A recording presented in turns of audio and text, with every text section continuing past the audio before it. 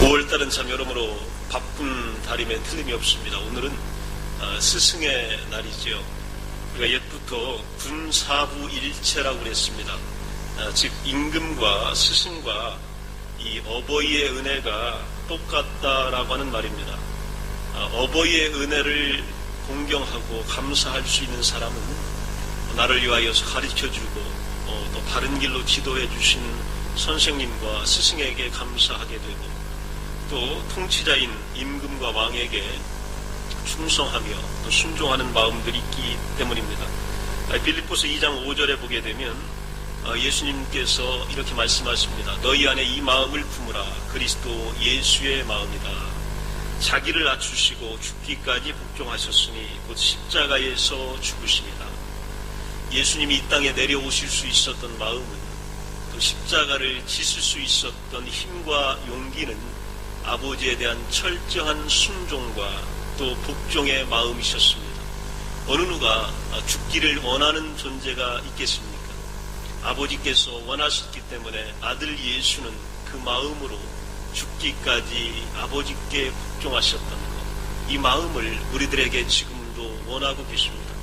여러분 마음속에 오늘 그리스도 예수의 마음이 목토와 같은 마음으로 잘 기경되어서 정말로 감사할 수 있는 분들에게 감사하시고, 존경해야 되고 공경해야 되는 분들에게 존경과 공경을 드리는 것, 이것이 바로 우리의 삶의 기본적인 태도라고 생각이 됩니다.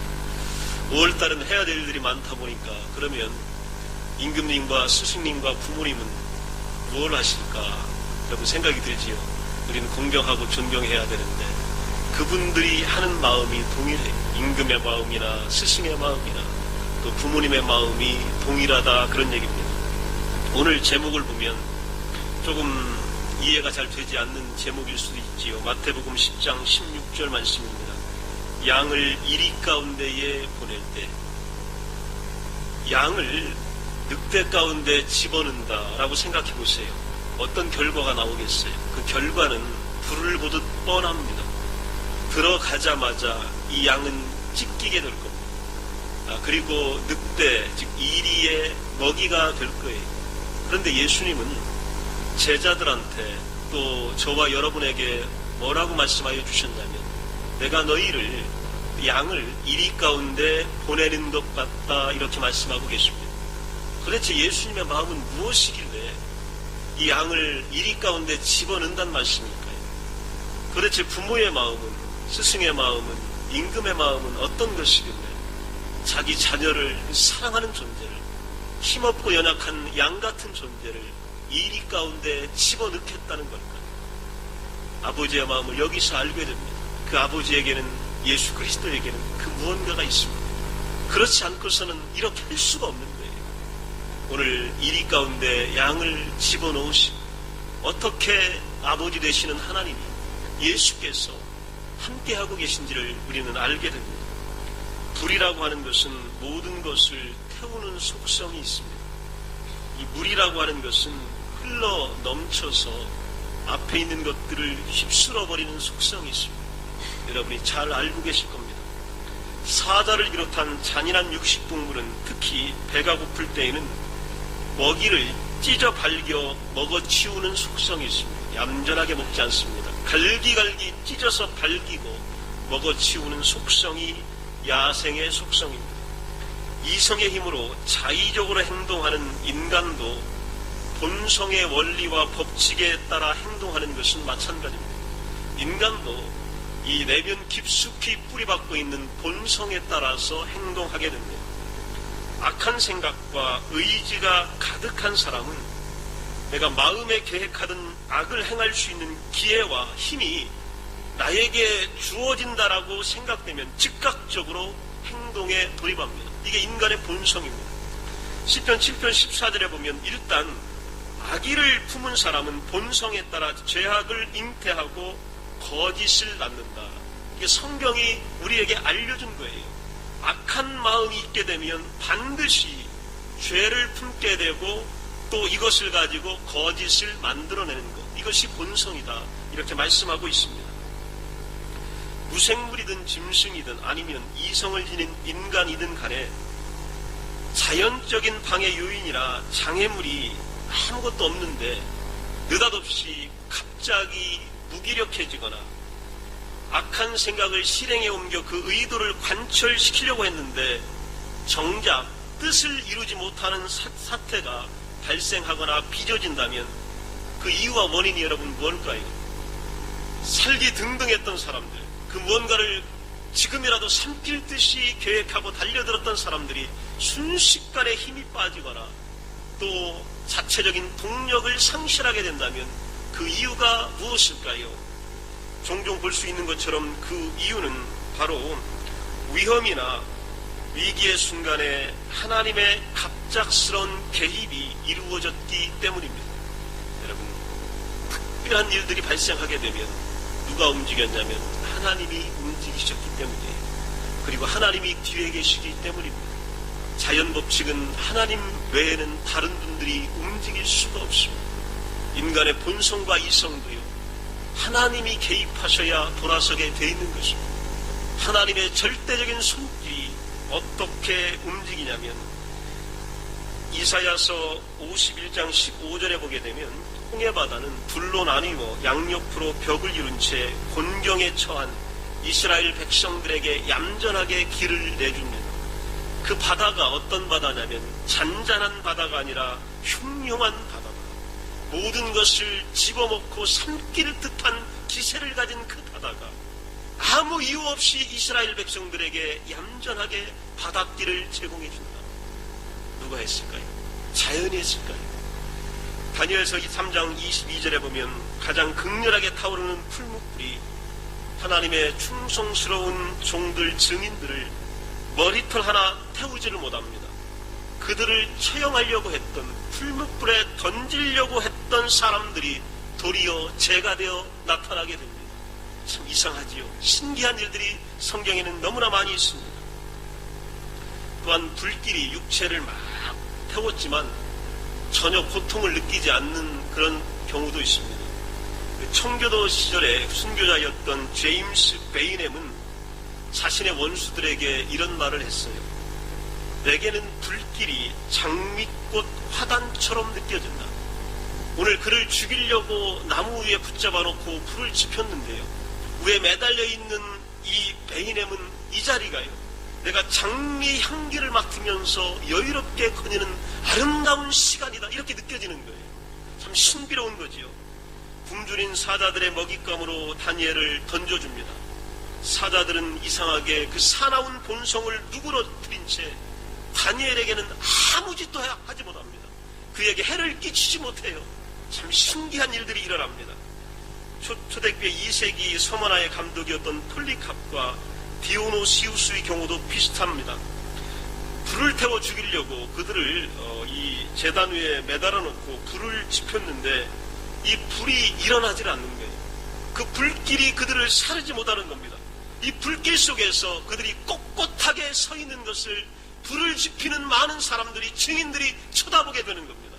불이 해치지 못하는 것, 성경에 나와 있는 그 놀라운 사실을 눈으로 확인할 수 있는 기회가 사람들에게는 많이 있었습니다. 이런 일들이 과연 자연 법칙과 또 진행에 따라서 자동적으로 일어나는 일들일까요? 원인을 어떻게 찾아내는가? 성경은 우리에게 그 대답을 줍니다.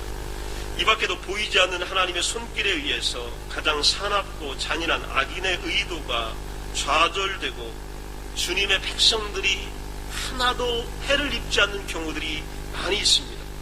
하나님의 사람을 잡으라고 소리치는 순간에 여로보암의 손이 말라버립니다. 더 이상 움직일 수 없도록 만들어 보시는 사건이 일어납니다. 은밀한 자연 법칙으로는 설명할 수가 없겠죠.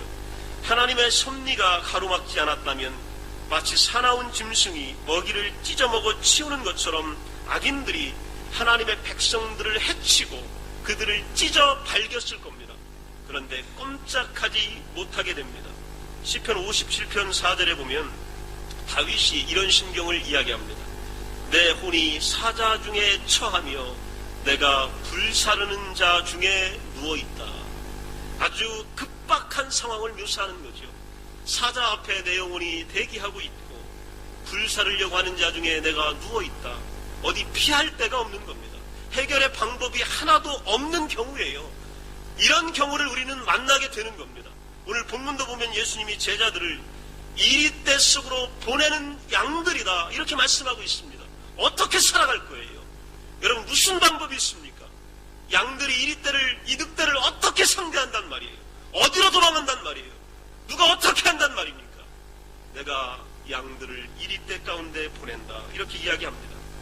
본래 하나님의 백성을 해칠 생각으로 고용된 수단과 노력이 도리어 오히려 하나님의 백성을 이롭게 하는 결과를 가져오게 될 때에 여러분 어떤 생각이 드시나요?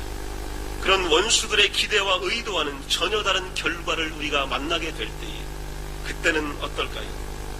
그런 일들이 세상에 여러분 일어납니다. 그리고 성경은 그런 이야기들을 우리에게 말씀하여 주고 있습니다. 요셉이라고 하는 유명한 사람이 있잖아요. 형제들의 질투심을 받습니다. 에스더와 모르드게는 하만의 사악한 음목 가운데 놓여지게 됩니다. 다니엘을 시기했던 사람들에 의해 발효된 법령 같은 일들이 모두 순식간에 보이지 않는 섭리의 손길에 의하여서 대상자들에게는 해나 죽음이 아니라 축복과 섭리의 결과로 나타나게 됩니다. 죽이려고 했는데 분명히 칼을 가지고 왔는데 분명히 나를 달겠다고 장대를 매달았는데 그리고 법을 고쳤는데 모든 제도도 고쳤는데 이게 다 무효가 되는 겁니다. 이게 다 하나님 앞에 사람들에게서는 아무런 효력을 발생하지 않는 일들 이런 것들이 성경에 나오게 되는 것이고요. 오히려 이런 공격과 원수들 덕분에 높은 지위와 큰 명예를 얻게 됩니다. 이게 하나님의 신비로운 방법들이죠. 그 학자들이 그 성경을 연구하면서 요셉이 애굽의 총리가 된 기사를 역사적으로 자세히 규명을 해봅니다. 그랬더니 권력과 그 영광의 자리에 오르기까지 하나님의 섭리에 의해서 12가지 놀라운 사건이 요셉에게 발생하게 됩니다. 그 가운데 하나라도 빠졌더라면 10중 8구 그 결과가 나타나지 못했을 것이다 하는 게 결과입니다. 12가지가 모든 사건이 정확한 시간과 장소에 따라 순서에 따라 신비롭게 맞아떨어졌기 때문에 요셉이 이집트의 총리가 되고 영광의 자리에 올라가게 된 겁니다. 하만의 음모로부터 유대민족이 구원을 받게 된 기사에도 하나님이요 7가지 사건이 마치 각본을 짜는 것처럼 미리 쫙 맞춰놓은 것처럼 쫙 펼쳐집니다.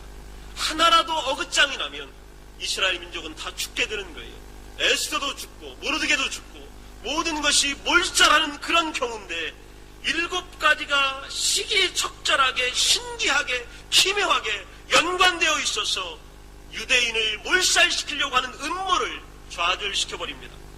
이런 과정을 주의 깊게 살펴보면 우연이 아니라 하나님의 지혜로운 섭리, 하나님의 손길이라고 우리는 고백하는 겁니다. 이런 일들이 우리 가운데 지금 일어나고 있는 거예요. 우리는 이리 가운데 있습니다. 오늘 늑대 가운데 있는데 죽지 않고 살아있는 겁니다. 신앙 잃지 않고 있는 거예요. 믿음 잃지 않고 있습니다. 바라보고 있습니다. 오늘도 도우심을 받고 있는 거예요. 이것이 바로 하나님의 경이로운 손길입니다. 사람들의 성향과 또 적절한 조화를 이뤄 교회를 위한 전혀 상상하지 못했던 복을 가져오는 경우들이 참 많이 있습니다. 어떻게 저런 사람들이 모여서 교회를 이룰까? 이런 생각들을 우리는 꽤 하게 됩니다. 함께 때로는 모여서 논의한 일도 서로 조언을 주고받지도 않았고 사전에 약속한 적도 없고 회의를 그렇게 많이 한 적도 없고 뭐 그렇게 연구한 적도 없는데 이상하게 하나님의 교회가 조화롭게 세워지고 영광과 은혜 가운데서 선을 이루는 공동체로 만들어가는 것, 여러분 이것이 우리의 노력과 힘일까요? 하나님의 지혜로운 손길이 뒤에서 움직여주시기 때문에 그런 겁니다. 우리는 이것을 믿는 공동체입니다.